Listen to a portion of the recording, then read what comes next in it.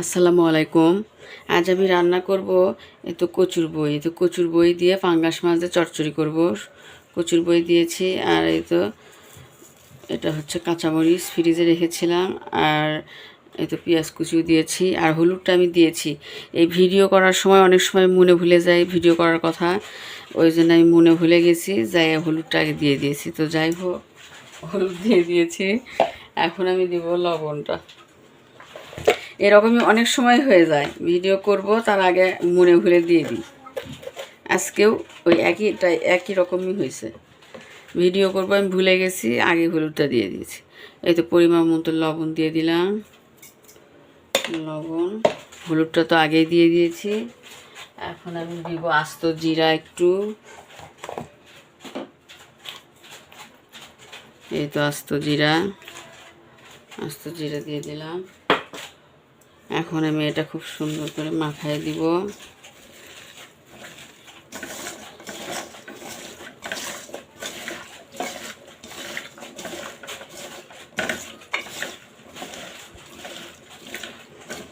এখন আমি তেল দিয়ে দিব। তেল আজকে একটু কমই দিব, কারণ পাঙ্গাস মাছের তেল আছে অনেক।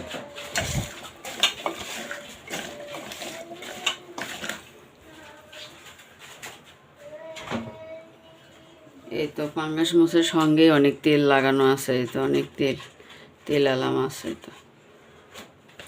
এই পেটির সাথেও তেল, এগুলো সব কিছুর সাথে তেল, এগুলো তেলই বের হয়ে আসবে। ওই জন্যে তেলটা শুধু আমি হাতের 2 চৌল দিলাম। এখন আমার বেশি দিব না, এটাতেই হয়ে যাবে। আর একটু হলুদ দিব।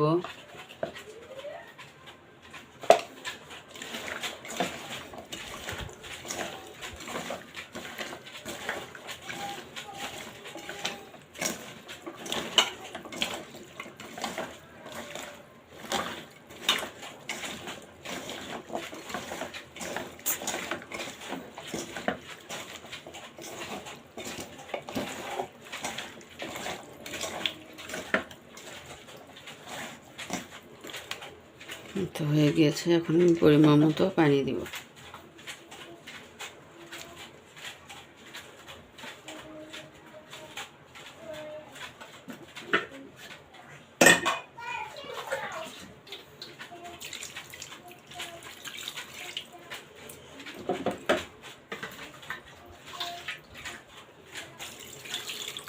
হয়ে গেছে, আর দেব না। এখন চুলাটা অন করে দিব। এই তো আমার কচুর বই চচ্চড়িটা হয়ে গিয়েছে, দেখুন কত সুন্দর হয়েছে কচুর বই।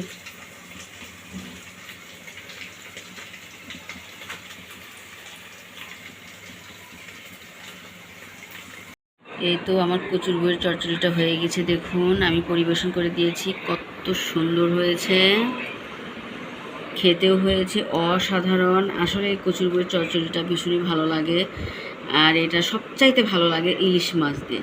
তো ইলিশ মাছের যে দাম, এখনও ইলিশ মাছ আমরা কিনিনি, এখনও খাওয়া হয়নি, আর কিনতাম হয়তো, কিন্তু আমার বাচ্চারা খুব অসুস্থ হয়ে গেছে, আমি নিজেও অসুস্থ, জ্বর সর্দি কাশি আমাদের বাসাতে আমরা সবাই অসুস্থ হয়ে গিয়েছি।